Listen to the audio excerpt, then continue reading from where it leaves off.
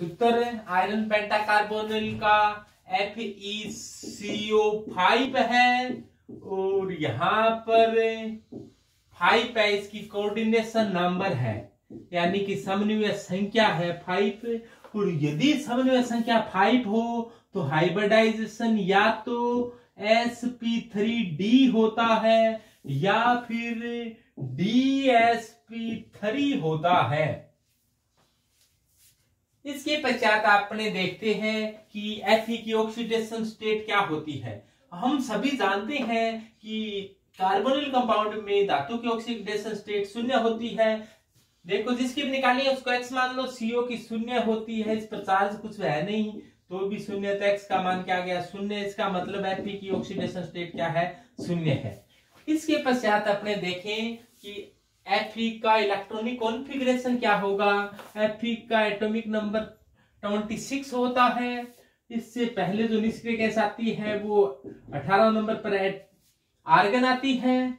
इसके बाद में आता है 3d6 4s2 4p खाली है, 4d 4f 4g होता ही नहीं। इसके पश्चात अपने देखें 3d में 6 इलेक्ट्रॉन है तो किस प्रकार से अरेंज्ड है। 1 2 3 4 5 6 4s में 2 इलेक्ट्रॉन है, 4p खाली है, 4d खाली है, 4f खाली है। बढ़ाओ तो बना दो, नहीं बढ़ाओ तो कोई दिक्कत नहीं, इतने से काम चल जाएगा अपना। तो ये Fe की कहानी थी। अब क्या किया, Fe26 था। अब Fe ने क्या किया है, यहाँ पर कितने इलेक्ट्रॉन त्यागे हैं, कोई इलेक्ट्रॉन त्यागे नहीं है तो ये इलेक्ट्रॉनिक विन्यास होगा। इसके पश्चात आपको देखना होता है, पहले मैं ओल्ड कॉन्सेप्ट बताता हूं, न्यू कॉन्सेप्ट की बजाय पहले ओल्ड कॉन्सेप्ट बताते हैं। पुराना मेथड जो आपकी याद है उसमें क्या होगा कि यदि लिगेंड 2 टाइप के होते हैं तो आप ऐसा कहोगे कि स्ट्रोंग लिगेंड कौन है, CO की प्रेजेंस में क्या होगा, CO की प्रेजेंस में ये कहा जाएगा कि इस इलेक्ट्रॉन को कहा जाएगा कि आप इधर चले जाओ, इस इलेक्ट्रॉन को कहा जाएगा कि आप इधर चले जाओ, इस इलेक्ट्रॉन को कहा जाएगा कि आप इधर चले जाओ। यानी कि स्ट्रॉन्ग होता है वो इलेक्ट्रॉनों का युग्मन करवा सकता है, जबकि वीक लिगेंड इलेक्ट्रॉनों का युग्मन नहीं करवा सकता। स्ट्रॉन्ग लिगेंड की उपस्थिति में इलेक्ट्रॉनों का युग्मन पॉसिबल है, वीक लिगेंड की उपस्थिति में ऐसा संभव नहीं है। तो देखो 26 अब क्या हो जाएगी, इलेक्ट्रॉनों के युग्मन के पश्चात पहले देखो इसमें 6 इलेक्ट्रॉन थे, 1 2 3 4 5 और 6 है, और इसमें यहां पर 2 थे। ये 2 इलेक्ट्रॉनों को भेजा गया है यहां और यहां, ये पहुंच चुके हैं। इस इलेक्ट्रॉन को कहा गया है कि आप इधर चले जाओ, तो ये जाकर चुपचाप बैठ गया है यहां पर। और ये 3p के खाली हो गए, 4s खाली पड़ा है, 3d का एक कक्ष खाली हो चुका है। तो ये घटना हो गई। अब देखो कोई CO आए कहे कि हमें लिगेंड में लोन पेयर डोनेट करना चाहता हूं और CO संख्या में आई है अब की बार 5, तो ये 5 CO आकर अपने लोन पेयर डोनेट किए, ये डोनेट कर रही है यहाँ पर और ये डोनेट कर दिए हैं, वेरी गुड, बहुत अच्छा डोनेट किया है यहाँ पर। और 5 इलेक्ट्रॉन डोनेट करने के पश्चात हाइब्रिडाइजेशन हो चुका है। अब sp3 डिहाइब्रिडाइजेशन हुआ है और ये सभी के सभी जो 5 कक्षक हैं वो सिग्मा बॉन्ड बने हैं। ये ओल्ड कॉन्सेप्ट कहता है। मॉडर्न कॉन्सेप्ट जो आधुनिक सिद्धांत है, जो बैक बॉन्डिंग पर आधारित है, जो MLCT पर आधारित है, वो इस सिद्धांत को नहीं मानता है। तो वो क्या कहता है वो तो बात की बात है। अब सभी इलेक्ट्रॉन युग्मित हो चुके हैं, तो जो मैग्नेटिक मूवमेंट है यानी कि चुंबकीय आघूर्ण है, चुंबकीय आघूर्ण का मान स्पिन ओनली फॉर्मूले से, स्पिन ओनली फॉर्मूला क्या कहता है, स्पिन ओनली फॉर्मूला ये कहता है कि यहाँ पर म्यू बराबर होता है वो n+2 का अंडरूट होता है। और यहाँ पर n जो अनपेयर इलेक्ट्रॉन है, यहाँ पर कोई अनपेयर इलेक्ट्रॉन ही नहीं है, तो क्या जाएगा 0 0 प्लस 2 का अंडरूट। तो ये मान आ गया है म्यू का मान 0, यानी कि जो मैग्नेटिक मोमेंटम आया है वो 0 आ गया, चुंबकीय आघूर्ण 0 आ गया है। तो इस प्रकार से, और इसकी ज्यामिति होगी वो sp3d हाइब्रिडाइजेशन की ज्यामिति होती है त्रिकोणीय द्विपिरामिडी। त्रिकोणीय द्विपिरामिडी ज्यामिति में क्या होता है, Fe बीच में बैठता है, एक इधर बैठता है, एक इधर, एक इधर, यानी कि त्रिकोण में बैठते हैं। द्विपिरामिडी है तो एक ऊपर बैठा है, ये बैठा ऊपर, कहां बैठा है, ये रहा। एक नीचे बैठता है, ये रहा। और है कौन ये, CO CO CO। इस प्रकार से त्रिकोणीय द्विपिरामिडी ज्यामिति, ये बॉन्ड एंगल 120 डिग्री का होता है, ये भी 120 का, ये भी 120 का, और बाकी जो 6 बॉन्ड एंगल होती हैं, 3 बॉन्ड होती हैं वो 120 की होती हैं, और 6 होती हैं वो 90 डिग्री की होते हैं। तो इस प्रकार से त्रिकोणीय द्विपिरामिडी ज्यामिति का निर्माण होता है। ये ऐसा ओल्ड कॉन्सेप्ट में बताया गया। हाँ, थोड़ा सा क्या हुआ कि यहां पर अपने थोड़ी चूक हो गई कि ये डी पहले वाला काम आ रहा है, तो ये डी बाद में नहीं, ये क्या आएगा, पहले आएगा। Very good. आपको ये ध्यान देना है कि यदि आपको पहले वाले डी काम आ रही है, 3D काम आ रहा है, ये 4 वाले हैं, 4s और 4p, 3D काम आ रही है, पहले आ रहा है तो डी पहले वाला आएगा, बाद में आता है डी बाद में। यदि पहले वाला डी काम आता है तो इसको कहा जाता है लो स्पिन कॉम्प्लेक्स, क्योंकि स्पिन क्या होगी, युग्मित होने से कम हो गई। इस प्रकार के कॉम्प्लेक्स को कहा जाता है लो स्पिन कॉम्प्लेक्स, यानी कि निम्न चक्रण संकुल यौगिक, निम्न चक्रण संकुल कंपाउंड कहा जाता है, निम्न चक्रण संकुल यौगिक कहा जाता है। और यदि बाद में आता तो इसको उच्च चक्रण संकुल कंपाउंड कहा जाता। लेकिन परबल लिगेंड की स्थिति में यदि इलेक्ट्रॉन का युग्मन हो जाता है तो अंदर वाला डी का भाग में, अंदर वाला डी है वो संकरण में भाग लेता है। यदि युग्मन नहीं होता तो अपने को मजबूरी बस बाहर वाले डी काम में लेने पड़ते, तो वो बात बाद की हो जाती। तो ये जो अपना हाइब्रिडाइजेशन हुआ वो ये हुआ और ये फेल हो गया, DsP3 है। तो इस प्रोसेस से अपने ये ज्ञात कर सकते हैं कि हाइब्रिडाइजेशन क्या होगा। तो ये तो ओल्ड कॉन्सेप्ट थी, पुरानी कॉन्सेप्ट थी, नई क्या है। अब देखो मॉडर्न कॉन्सेप्ट क्या होती है। इस ज्यामिति को कौन सी ज्यामिति कहेंगे, एक त्रिकोण बन गया है तो इसको त्रिकोण, एक पिरामिड ऊपर है एक पिरामिड नीचे है तो इसको क्या कहेंगे, त्रिकोणीय, त्रिकोणीय द्विपिरामिडी। इसको क्या नाम देंगे, त्रिकोणीय द्विपिरामिडी, यानी कि ट्राई एंगुलर प्लेनर ज्यामिति है। ये ट्राई एंगुलर प्लेनर शेप बन गई।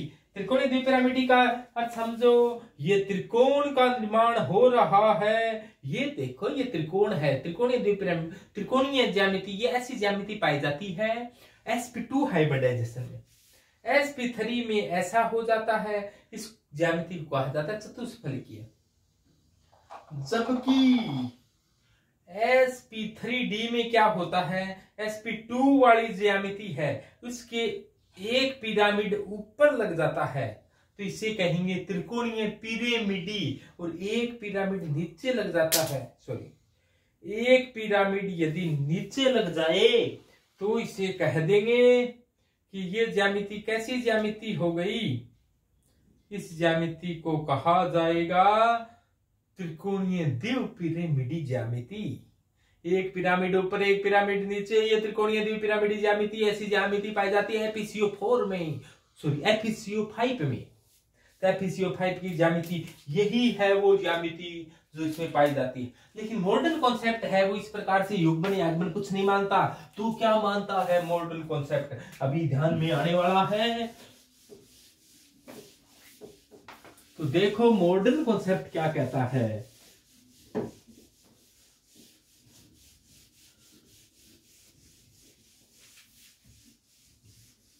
तो मॉडर्न कॉन्सेप्ट में ये बताया गया कि देखो 3D में जो 6 इलेक्ट्रॉन है वो इस प्रकार से हैं 1 2 3 4 5 6।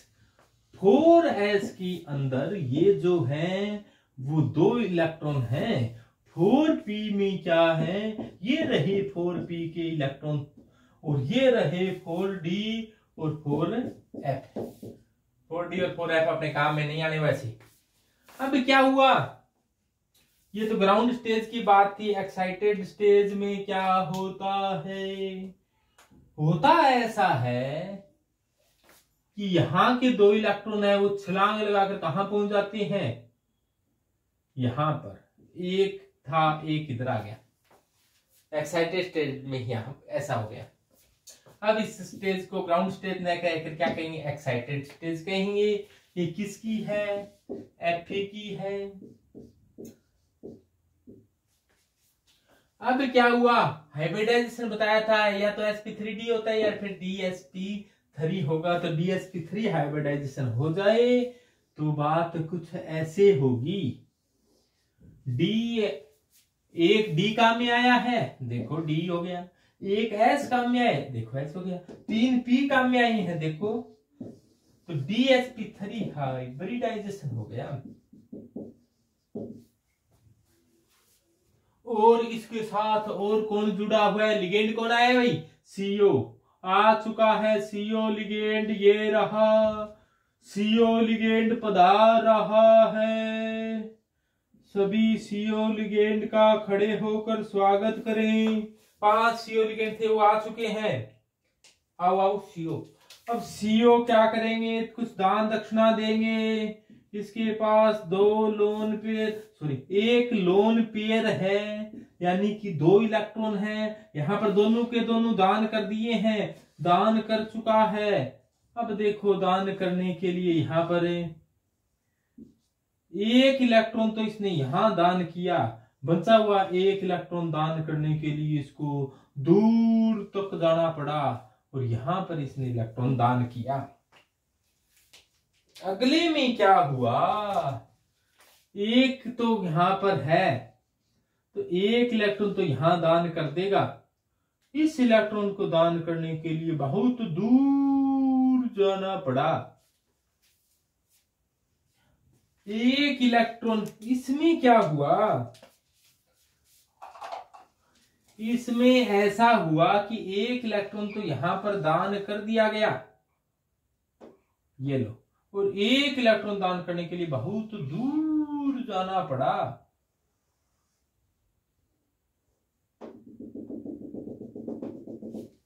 तो ये घटना घटी यहां पर। मॉडर्न कॉन्सेप्ट इस बात को कहती है कि ये बात ऐसे होती है। तो यहां पर सिग्मा सिग्मा बंध बने हैं, यहां पर सिग्मा सिग्मा सिग्मा के साथ और क्या है, पाई बैक बॉन्ड है। और ये पाई बैक बॉन्ड की संख्या बताइए कितनी, वेरी गुड 3। ये 3 पाई बैक बॉन्ड बने हैं, 1 2 और ये लो 3 पाई बैक बॉन्ड बनते हुए यहां पर। और इस प्रकार से 5 सिग्मा और 3 पाई बैक बॉन्ड बन गए। ये देखो 3 CO है वो डबल बॉन्ड से जुड़े हुए हैं, जबकि 2 CO सिंगल बॉन्ड से जुड़े हैं। तो इसमें भी बात है वो चेंज हो जाएगी। अब सभी बंध समान ऊर्जा के नहीं रहे हैं, पहले वाली बात अब ना रही, पहले वाली बात अब नहीं रही है। और ये देखो ये CO है, इस प्रकार से जुड़ा है, मान लो 1 2 ही थे इस प्रकार से जुड़ने वाले सिंगल बंध से, 3 तो क्या है डबल बंध से जुड़ने वाले हैं। तो ये देखो इसको बना दिया है अपने डबल बंध से, और ये देखो ये डबल बंध से जुड़ता हुआ, और ये देखो ये जुड़ चुका है आखिरकार ये डबल बंध से जुड़ता हुआ, और ये लो जी ये जुड़ चुका है डबल बंध से। और ये रहा ऑक्सीजन, और ये देखो ये डबल बंध से जुड़ता रहा, और ये रहा है।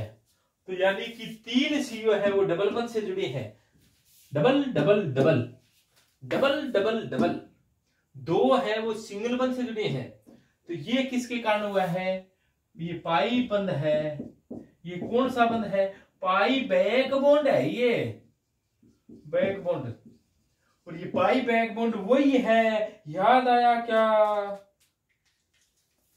ऐसा हुआ था कि मेटल के पास कुछ भरे हुए कक्षक थे